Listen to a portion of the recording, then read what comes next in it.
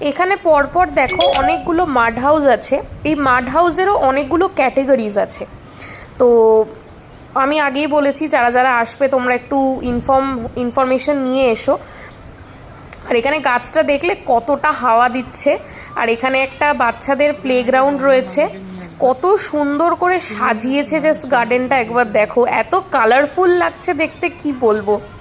আর এখানে অনেক কিছু চাষ করেছে, এখানে অনেক অনেক কিছু ফুল আছে, বাট এখানে অনেক কিছু সবজিও চাষ হয়েছে। কি কি চাষ হয়েছে আমি আসলে গার্ডেনার কাকু চলে গেছিলেন, তাই ওনাকে আর জিজ্ঞেস করা হয়নি। দেখতে খুবই সুন্দর লাগছে চারিদিকটা।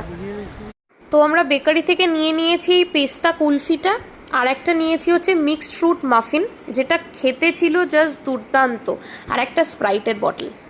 ডিনার করে আমরা একটু বাইরে এলাম। রাতের দিকে বাইরেটা কেমন লাগে সত্যি বলছি, দিনের বেলা একরকম সুন্দর ছিল, রাতের বেলাটা আরও বেশি সুন্দর লাগছে। আর রাস্তার ধারে ধারে ছোট ছোট যে লাইটগুলো করে রেখেছে খুব সুন্দর লাগছে দেখতে। চলো, গুড নাইট।